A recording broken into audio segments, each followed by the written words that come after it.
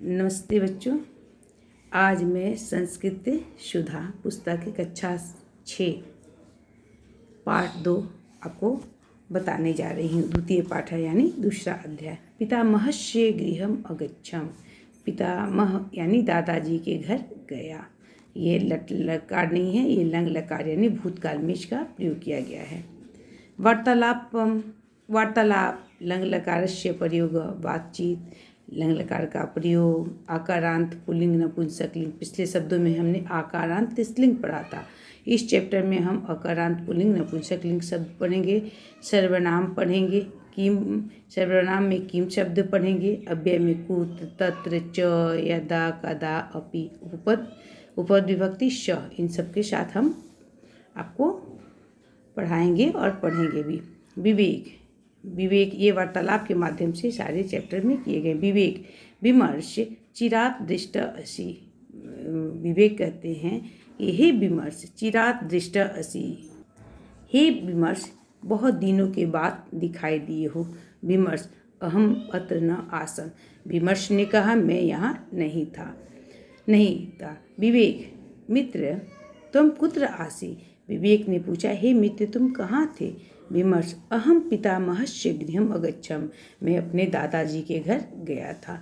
विवेक तव युष्मत् शब्द षष्ठी विभक्ति एक वचन। तव पितामहस्य गृहम कुत्र अस्ति, विवेक ने पूछा तुम्हारे दादाजी का घर कहाँ है। विमर्श मम पितामह बनारसी नगरी निवसति, मेरे दादाजी बनारस में रहते हैं, निवास करते हैं। विवेक तत्र त्वं किमर्थम गच्छ, वहाँ तुम क्यों गए। किमर्थम एक अव्यय है जिसका अर्थ था किस लिए। तुम वहाँ किस लिए गए, तत् मीन्स वहाँ। विमर्श ग्रीष्म अवकाशे मनोरंजनाय समान ज्ञान वर्धनाय च, गर्मी की छुट्टी में मनोरंजन के लिए और समान ज्ञान की बढ़ोतरी के लिए मैं वहाँ था। विवेक कृदिशा तत्नग्र, कृदिशा ये अव्यय है, कैसा था वह नगर। विमर्श अति प्राचीन शोभनम च, बहुत प्राचीन था, पुराना और बहुत सुंदर। अति मतलब होता है बहुत पुराना, अति प्राचीन का अर्थ होता है बहुत, वेरी ओल्ड जिसको हम कह सकते हैं। विवेक तत्र त्वं किम अपश्य, वहाँ तुम क्या पढ़े। कुत च भ्रमणाय अगच्छ, वहाँ किस लिए घूमने गए, वहाँ कहाँ घूमने गए। विमर्श तत्र प्रातः, वहाँ सुबह। पितामहेन श, हमने कहा शह का अर्थ होता है साहार्थ्य तृतीया, जिसको उपपद विभक्ति कहते हैं। तो पितामहेन बालकेन की तरह पितामहेन यहाँ पर हुआ है, यहाँ हुआ तृतीया एक वचन। वहाँ मैं पिता के साथ गंगा तटे, गंगा के तट पर भ्रमणाय अगच्छम, भ्रमण के लिए गया। यदा कदा जब तब, ये अव्यय है, जब कब।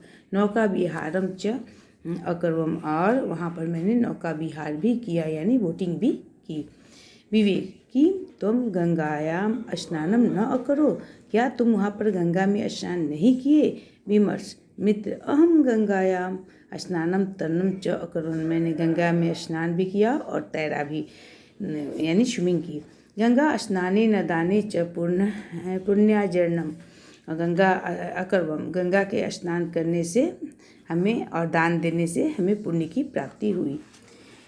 पुनः दैनिक कार्याणि कृत्वा, फिर पुनः भी एक अव्यय है, फिर दैनिक कार्य करके यानी रोज के कार्य को करके। मंदिरेषु देवाराधना च अकर्म, और मंदिरों में कृत्वा का यानी कत्वा प्रत्यय है, कर या करके अर्थ में धातु के साथ कत्वा प्रत्यय लगाता है। कत्वा में क का लोप होता है, त्वा से बच जाता है, इसका अर्थ होता है करके, दैनिक कार्य करके। मंदिरेषु देव आराधना च अकर्म, मंदिरों में भगवान की आराधना की यानी भगवान जी की हमने पूजा की।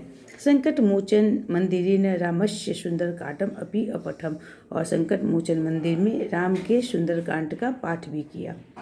विवेक सायंकाले तुम कालम कथम अनया, शाम का समय तुम, शाम के समय तुम कैसे व्यतीत किए। विमर्श सायंकाले कुत्रापि न अगच्छम, शाम को मैं कहीं नहीं गया। गृहे एवं परिवार सदस्य स, घर में ही परिवार के सदस्यों के साथ, यहाँ भी शह का प्रयोग है यानी सहार्थ्य तृतीया, शह यानी साथ। वार्तालापे न मध्ये मध्ये सलोक पाठम च मनोरंजायम अकुर्वम, और परिवार के सदस्यों के साथ हमने वार्तालाप की और बीच बीच में श्लोक पाठ कर हमने मनोरंजन किया। विवेक विमर्श तुम सार्थक रूपेण, विमर्श ने कहा कि तुम सार्थक रूप से ग्रीष्मावकाश कालम अनय, और तुमने बहुत अच्छे से, अनय का अर्थ होता है व्यतीत करना, तुम बहुत अच्छे तरीके से सार्थक रूप से अपनी गर्मी की छुट्टी को व्यतीत किए। तो मेले न महान लाभ, तुमसे मिलने से महान लाभ हुआ।